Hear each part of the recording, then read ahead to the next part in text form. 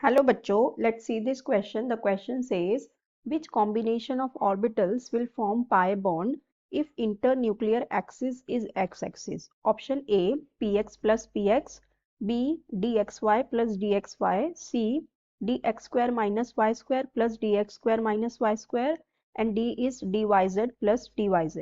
So देखो यहाँ पे हमें क्या क्वेश्चन पूछा है कि इनमें से कौन से कॉम्बिनेशन से हमारा पाई बॉन्ड फॉर्म होगा अगर इंटरन्यूक्लियर एक्सिस कौन सा हो, एक्स एक्सिस हो। ठीक है। सो देखो यहाँ पे हमें फॉर्म करना है पाई बॉन्ड, यहाँ पे हमें फॉर्म करना है पाई बॉन्ड। ठीक है, पाई बॉन्ड हमें फॉर्म करना है और हमें कंडीशन क्या दी हुई है, if internuclear axis, internuclear axis is x axis. ठीक है, तो एक्स एक्सिस को हमें इंटरन्यूक्लियर एक्सिस लेके देखना है कि कौन से कॉम्बिनेशन में पाई बॉन्ड फॉर्म होगी। ठीक है। सो देखो जो फर्स्ट वाला हमें दिया हुआ है, यहाँ पे दिया हुआ है P x plus P x. तो अगर हम पी एक्स और पी एक्स को देखें तो ये हमारे हो जाएंगे, ये हो गया एक्स एक्सिस, ये हो गया वाई एक्सिस, और हमारा पी एक्स ऑर्बिटल कैसा होगा, इस तरह से होगा पी एक्स। ठीक है, यहाँ पे ये हो जाएगा एक्स एक्सिस, ये हो जाएगा सपोज ये हो गया वाई एक्सिस, तो ये हमारा पी एक्स हो गया। सो अगर हम इनका ओवरलैपिंग देखें P x plus P x में, तो इनकी अगर ओवरलैपिंग देखेंगे तो कैसी हो जाएगी, दो पी एक्स आके आपस में ओवरलैप कर जाएंगे। ठीक है, तो यहाँ से ये दूसरा पी एक्स इस तरह से होगा, ये इसका एक्स एक्सिस होगा और ये वाई एक्सिस होगा। सो देखो यहाँ पे ओवरलैपिंग हो रही है, सिर्फ एक लोब, इसका एक लोब और इसका एक लोब, इसके बीच में ओवरलैपिंग हो रही है। तो यहाँ पे जो बॉन्ड फॉर्म होगा ये कौन सा बॉन्ड होगा, ये सिग्मा बॉन्ड होगा। ठीक है, फिर नेक्स्ट हमारे पास बी में क्या दिया हुआ है, बी में हमारे पास है डी एक्स वाई और प्लस डी एक्स वाई। ठीक है, डी एक्स वाई है।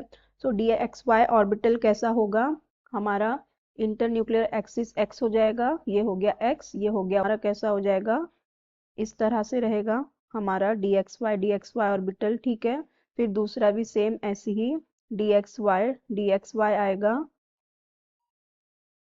ये हो गया हमारा दूसरा X Y D X Y. तो इनके कॉम्बिनेशन से देखो अगर बॉन्ड फॉर्म होगा, ठीक है, इंटर न्यूक्लियर एक्सिस हमारा ये है एक्स एक्सिस, तो यहाँ जो बॉन्ड फॉर्म होएगा वो कौन सा होगा, वो पाई बॉन्ड ही होगा ना, क्योंकि हमारा इंटर न्यूक्लियर एक्सिस एक्स है।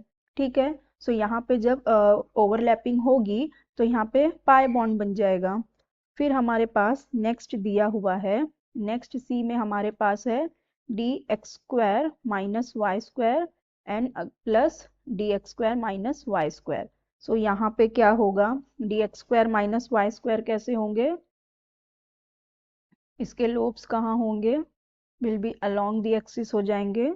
सो यहाँ पे किस तरह का, यहाँ पे जो बॉन्डिंग होगी, ये सपोज हमारा एक्स एक्सिस हो गया, ये वाई हो गया, ऐसे ही सेम यहाँ पे एक ये दूसरा डी एक्स वाई हो जाएगा, ये इसका x हो गया, ये इसका y हो गया।